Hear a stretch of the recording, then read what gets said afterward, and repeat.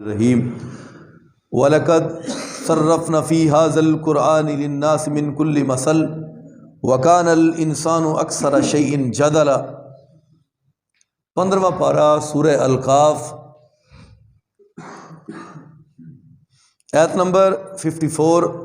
اللہ تعالیٰ نے اس آیت کے اندر قرآن مجید اور قرآن مجید میں جو اللہ نے مثالیں بیان کی ہیں کہ میں کس طرح کر کے مثالوں کے ذریعے اپنے بندوں کی ہدایت چاہتا ہوں کہ کسی مثال کے ذریعے ہی میرا بندہ میرا بن جائے، تو اللہ تعالیٰ نے فرمایا وَلَقَدْ صَرَّفْنَا فِي هَذَا الْقُرْآنِ لِلنَّاسِ مِنْ كُلِّ مَثَلٍ، ہم اس قرآن میں لوگوں کے لیے ہر ایک مثال بیان کرتے ہیں، پھیر پھیر کر مثالوں کے ذریعے انسان کی رشد و ہدایت اور کامیابی کے لیے اللہ کئی ایک مثالیں بیان کرتا ہے۔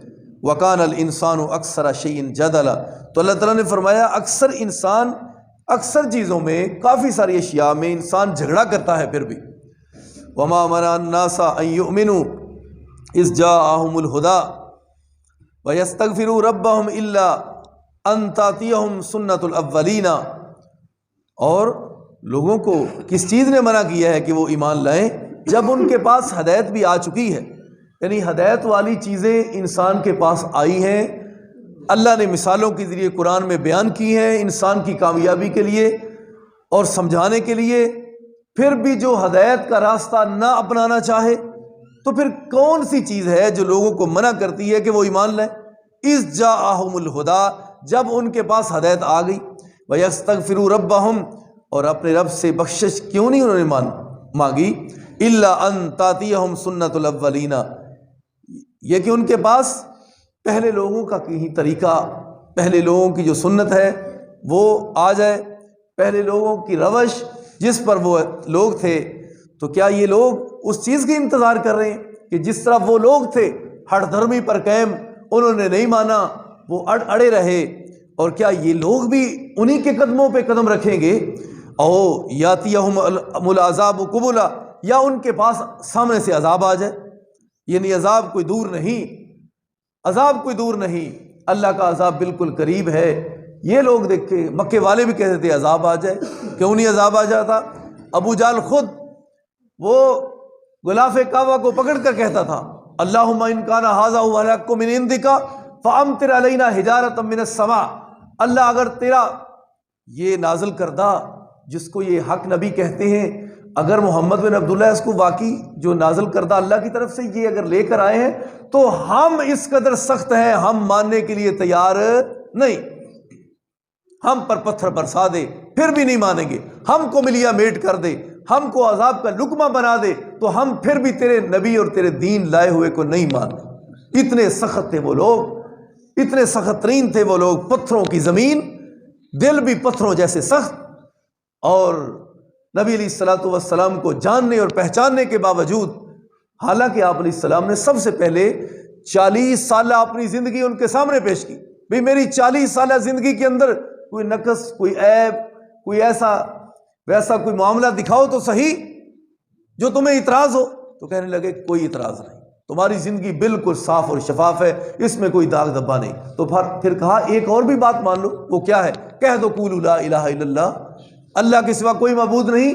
یہ بت جن کو تم نے اپنی حاجت روائی مشکل کشائی کے لیے سجا رکھا ہے، بیت اللہ کے اندر بھی 360 ایسا وقت تھا کہ اللہ کا گھر بھی انہوں نے پاک نہ رہنے دیا، وہاں بھی انہوں نے لا کر بت رکھ دیا اپنے زور پر۔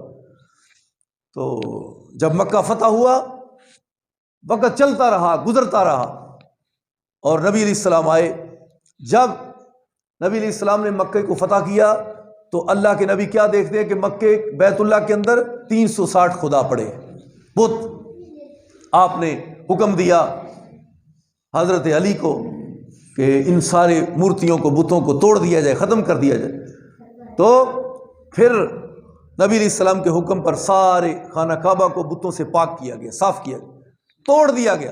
حضرت ابراہیم کی مورتی کو توڑ دیا گیا، حضرت اسماعیل کی مورتی کو توڑ دیا گیا۔ حالانکہ اگر کوئی خلل واقعہ نہ ہوتا یا اس میں کوئی ایسا مسئلہ نہ ہوتا تو نبی علیہ السلام کبھی بھی یہ نہ کہتے کہ ان کو اکھاڑ دو، صاف کر دو۔ اصل میں شرک کی جڑ کو کاٹنا تھا ہمارے نبی صلی اللہ علیہ وسلم نے۔ آپ علیہ السلام بتوں کو گرا رہے ہیں مورتیوں کو صاف کر رہے ہیں، مجسموں کو توڑ رہے ہیں، صرف ایک اللہ کی خالص عبادت کے لیے شرک کا کلا کما کر رہے ہیں، تو آپ کیا فرما رہے ہیں؟ فرما رہے ہیں کل جاء الحق وزہق الباطل، اب حق آ گیا ہے تو باطل چلا گیا۔ باطل کا پتہ ہے کنوں آدھے؟ جھوٹ چلا گیا ہے تو سچ آ گیا۔ آپ علیہ الصلوۃ والسلام نے اس طرح بیت اللہ کو صاف کیا، تو ہر نبی اپنے دور میں اپنے اس مشن کو پورا کرتا رہا۔ قومیں برخلاف رہیں کہ ہمارے باپ دادا وہ ویسے ہی تھے، بس ہمارے باپ دادا کا جو دین ہے ہم اس کو نہیں چھوڑ سکتے۔ تم بے شک قرآن پڑھو، تورات انجیل پہلے نبی وہ بھی پڑھتے ہیں سناتے، لیکن انہوں نے کہا نہیں۔ تو اللہ تعالیٰ نے فرمایا وما نرسل المرسلین الا مبشرین ومنذرین، ہم نے رسولوں کو اس لیے بھیجا کہ خوشخبری سناؤ اور ان کو جہنم کے عذابوں سے ڈراؤ۔ آخرت کے عذاب بڑے سخت ہیں، پکڑ بڑی سخت ہے، تو لہذا رسولوں کا مشن یہی تھا وما ارسلناک الا کافۃ للناس بشیرا ونذیرا، اور اس دوسری آیت میں وما ارسلنا الا شاہدا وما ارسلنا شاہدا ومبشرا، ہم نے آپ کو شاہد اور مبشر کیوں بھیجا بنا کر؟ تاکہ لوگوں کو خوشخبری، ادھر خوشخبری ہے کہ اچھے عمل کرو گے، یہ جنت ہے، یہ اس کی نعمت ہے، یہ سونے کے کنگن ہیں، یہ بیڈ ہیں، یہ چشمے ہیں، یہ نہریں ہیں، یہ آب خورے ہیں، یہ پیار۔ یہ اللہ نے کیوں؟ انسان لالچی ہے تو اللہ نے لالچ دیا۔ یہ نہ سمجھے میری نمازاں دا کیڑا مل پینا ہے، ٹھنڈے پانیاں نہ وضو کر مینوں کی ملنا ہے۔ اللہ نے فرمایا فکر نہ کر، تھوڑا جا وقت تو مینوں دے تے پھر میں تینوں اینا کو رجا دیاں گا، ساری جنت دیاں نعمتاں تینوں میں عطا کر دیا۔ اس دے آپ خورے دیکھو نا، اتھوں دے پیالے تے گلاس وہ بھی سونے دے، پلیٹاں بھی سونے دی، ایک توڑا سونے دا لو تے پتہ لگ گیا تو سارا سونے دا، بیڈ بھی، گھر بھی، اٹاں سونے دے، چاندی دیاں، کستوری دا گارا، اور جینین جوانی 33 سالہ۔ اے انسان، کیا تیرا دل نہیں چاہتا مینوں سب کچھ ملے؟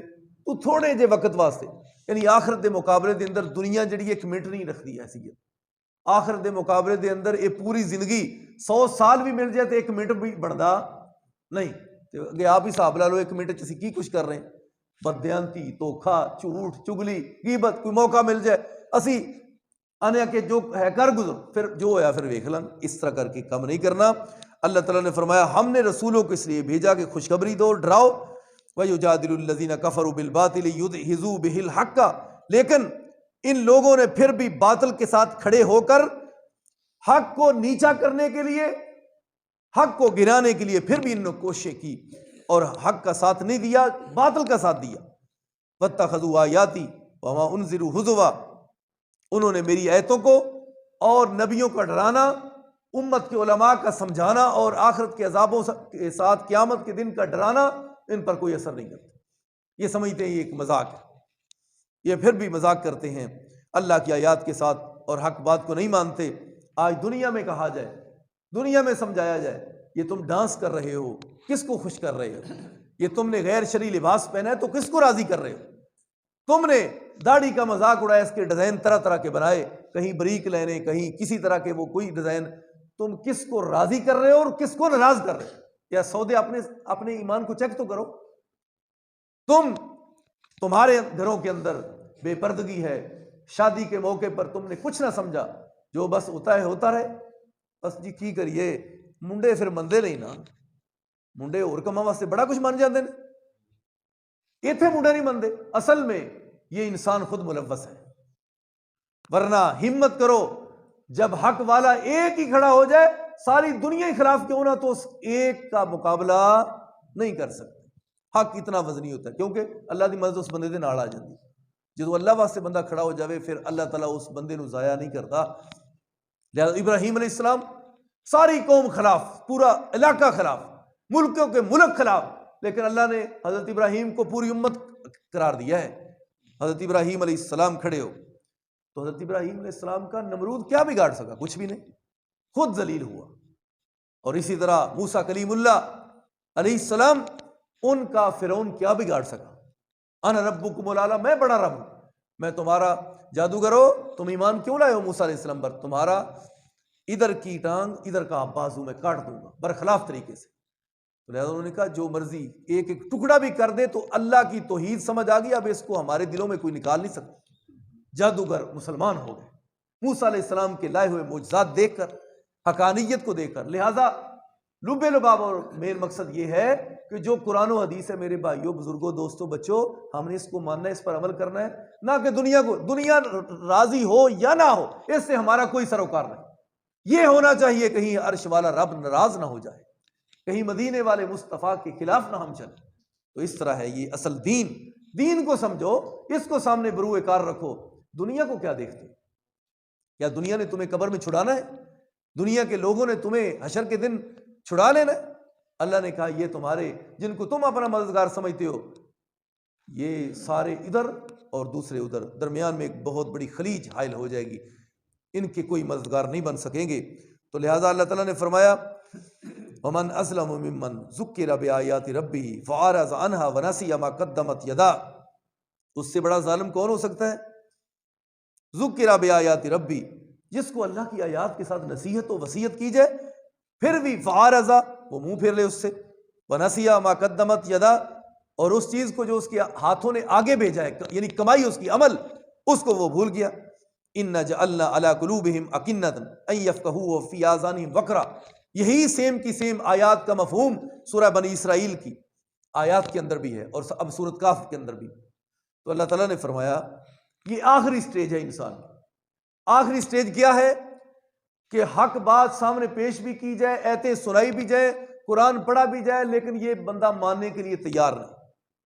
تو اللہ تعالیٰ کیا فرمایا؟ جب ہدایت سے اتنا دور ہوتا ہے، ہدایت سے اتنی روح گردانی اختیار کرتا ہے، اِنَّا جَعَلْنَا عَلَىٰ قُلُوبِهِمْ أَكِنَّةً، ہم ان کے دلوں پر پردے ڈال دیتے ہیں کہ سمجھ ہی نہ سکیں، أَن يَفْقَهُوهُ وَفِي آذَانِهِمْ وَقْرًا، تو کانوں کے اندر کاک لگ جاتے ہیں، حق بات اندر جاتی نہیں۔ وَإِن تَدْعُوهُمْ إِلَى الْهُدَىٰ فَلَن يَهْتَدُوا، اگر ہدایت کی طرف ان کو بلاؤ تو ہرگز یہ ہدایت کبھی بھی نہیں لائیں۔